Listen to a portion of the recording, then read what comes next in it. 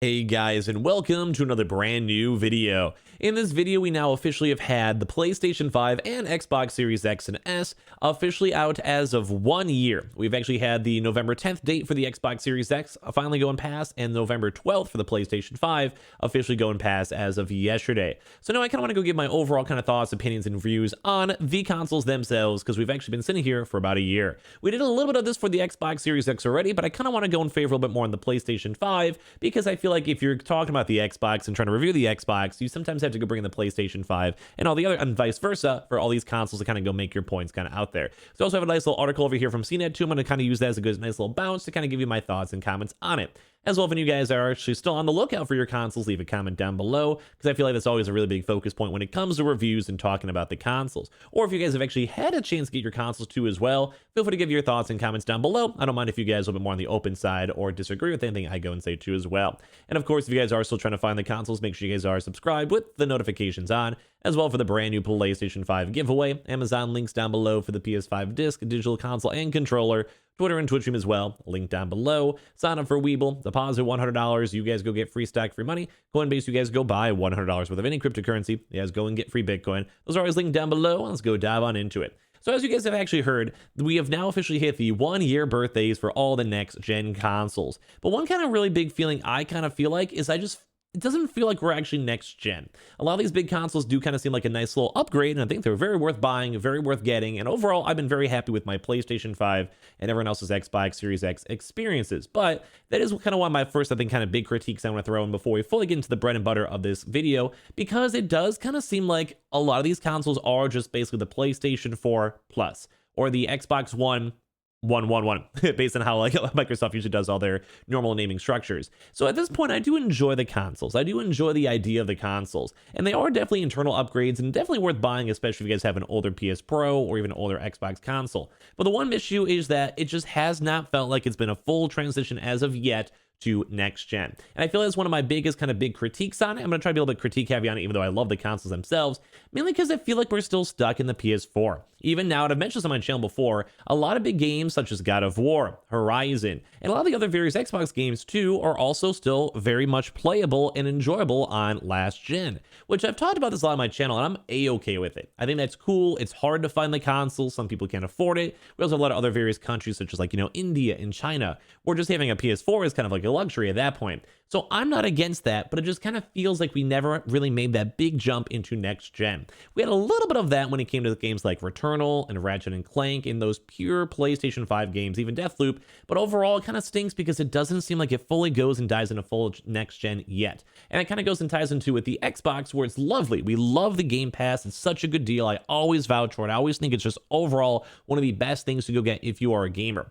But it also kind of stinks because a lot of those games are also games we've already played up on PC, which I'm not complaining about. I love having more of those options for other people out there to go play really good indie games, like Hades, that are just game of the year and amazing games.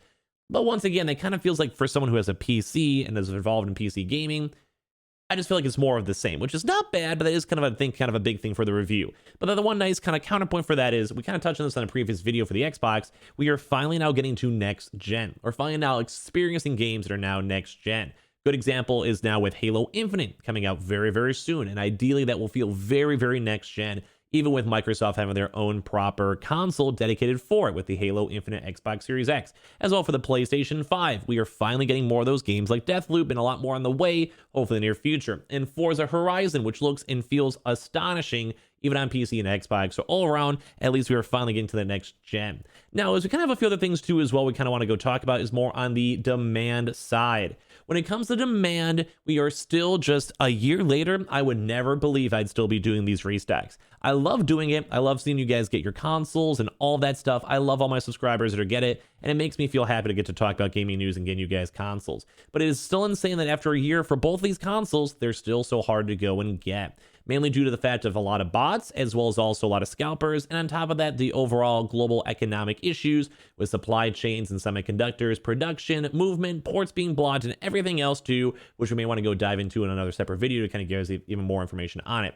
But when it comes to this stuff, the demand is there. The demand is still there a year later, and even to the point where even when consoles end up in stores and on shelves, they instantly will sell out. When they do online restocks, instantly will go and sell out. And when it comes to overall the review and my thoughts on a console after the fact, that is also once again a negative thing because we want everyone to be able to go get and play their consoles.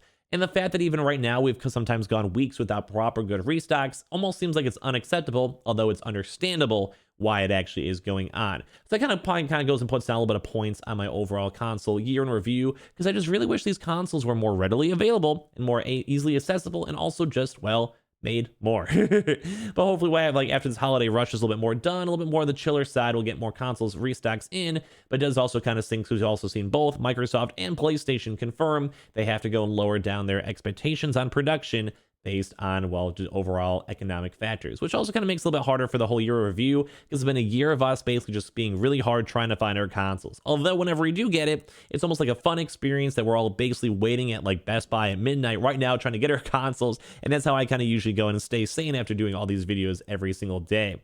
One nice thing though, because we kind of been a little bit more on the negative side, which is I think kind of very rightfully true, games are very important as well, exclusives are very important, and on top of that, actually getting the consoles are important.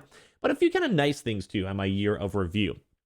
A lot of these consoles have been way more optimized. So in terms of the PlayStation 5 with the SSD, extremely nice and one of their best features, or even some games that are also on Xbox also has a lot less gigabyte you have to go and download to actually go utilize and play the game.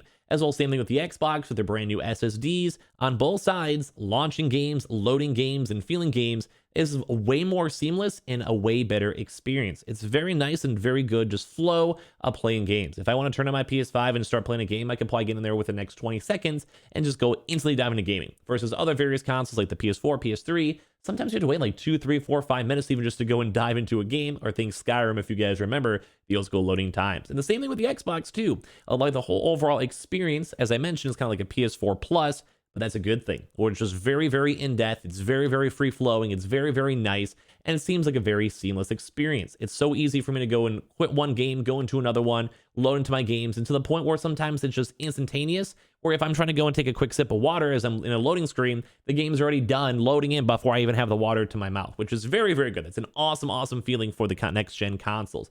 As well as at the same time, too, like I mentioned, a lot of these SSDs are more optimized. The downloading is also a lot better, too, as we're kind of moving to a digital age, both with the Xbox Series S and PS5 Digital. So basically, as well, if you guys want to try to download the same exact game, same amount of gigabytes on your PS4 versus your PS5, or same thing with Xbox One and Xbox Series S, they will go and download a lot faster. The overall Wi-Fi and also Ethernet adapters are way, way better, and also makes these very, very bigger games and bigger updates even though just be a little bit more efficient as long as your internet can handle it. So another really, really good plus on that. The one small side, though, is we've also kind of realized a lot of games can eat up over 200 gigabytes. It's only having like 1 terabyte of storage on both sides, a little bit less on the PS5. Also, not so good. But thankfully, we've also had updates throughout this past year, where now we're able to go access and add more SSDs to our various PlayStations and Xbox consoles, which is very, very nice to go and see when it comes to that. As well as also when it comes to things like Game Pass. It's very nice to go and see throughout this past year that Game Pass has been such a phenomenal success, with elite numbers coming from 20 to 25 million subscribers, as well as also PS Plus still kind of pulling their weight, although it has a little bit more to desire for, and hopefully have more updates in the near future. But it's very nice to go and see that we're also kind of seeing their in-network solutions doing a little bit better. It does kind of seem like Xbox really did try their best to more so focus on getting Game Pass subscribers, and ideally we'll be having a lot more people added to the Game Pass library, such as games like Bethesda games, Starfield, etc. in the future, along with games like Halo Infinite and other Xbox first-gen consoles, and the PS5. Well, they're still trying to more so focus on the good games coming out. That still leaves a little bit to go and desire. Price points too as well. I think a lot of us can agree the price points are actually pretty solid throughout this last year. When it comes to them trying to make more money, we've been seeing a lot more retailers doing bundle sales and such, which is overall acceptable, at least in my honest opinion. In terms of specs too as well, we're still on the day one specs where Xbox is still slightly better, but in terms of comparison, it almost seems like it's neck and neck, with it being like 1660 frames pretty consistently, even on cross-gen title games such as Resident Evil Village, Fortnite, and other various games such as Call of Duty. As well, when it comes to the actual usage of the consoles too, I think everyone who's actually had it so far has loved it. I think my PlayStation 5 has been a 100% worthy investment. I do think this whole year, although it's been hard with the restocks and trying to literally find the consoles, has been a good experience and a good time, and I've really enjoyed having it. And I think most people out there who I've seen in my community, YouTube community, Twitter community, Twitch community, have once again also really enjoyed their consoles. And I know it's hard to go get them, and I think that's the one major big critique a lot of us do have, is we just want to have an easy way for us to get our consoles and receive our consoles. So on the fact alone that's like the biggest big hindrance on it, which would lower down my overall year in review. But I do want to say, even though there's been lots of drama with, say, Sony trying to go and shut down their actual studios for the PSP, PS3, etc., the C-bomb issue, as well as Xbox, with all their various random hiccups and supply shortages and overall kind of rough restocks as well, I do think at the end of the day, they've been making some really good steps and made a really good groundwork, because even at this point, we've actually had both of their consoles go and hit one of the best restock numbers we've ever had a chance to go and see. Although there's a lot of issues plaguing it, they're both trying their best to go and compete with their previous successes, such as the PS4 and Xbox One, and so far, they're winning and doing extremely, extremely well. There's a few little more smaller nuances, like on the PS5 controller, but a lot of these things are kind of things we knew on the full-on actual first day of the console being released. But overall, this past year has been a very, very good experience, although besides the fact that it's hard to get the consoles on the shelves, the game experience has been good, the sales have been great, the actual overall reliability of the consoles has been amazing, the features that are slowly being put out here too as well are nothing short of amazing, especially with cloud gaming and everything else being tied in with these consoles. And overall, it does kind of seem like this first year was a success for both of them, for the PS5 and Xbox. Now, the big struggle will be, will they maintain and continue this lovely success into year 2 and 3 and 4? And hopefully we'll have a lot more consoles and less restocks needed to have for all of us watching these videos at that point. But kind of a quick kind of talk on my thoughts on it. I feel like I love the consoles. I think they're a must buy. I think they're really good. And I do enjoy the fact seeing that so many people are actually finally go getting them. Now we just have to hope that Black Friday and the Christmas holidays will do a little bit better on that. But I would love to hear your thoughts and comments down below. Do you love your console? Do you like it? Do you enjoy it? Do you have any critiques? Do you disagree with anything I go and say on this video? Feel free to leave a comment down below, and make sure you guys are subscribed with the notifications on if you guys would like to as well for the PS5 giveaway. Amazon links down below for the PS5 disc, digital console, and controller. Twitter and Twitch stream as well, link down below. Sign up for Weeble, deposit $100. You guys go get free stack, free money. Coinbase, you guys go buy $100 worth of any cryptocurrency. You guys go and get free Bitcoin. Those are always linked down below, and I appreciate you guys all so much for watching. And hopefully I'll have a lot more restocks all throughout the rest of today. Love you guys.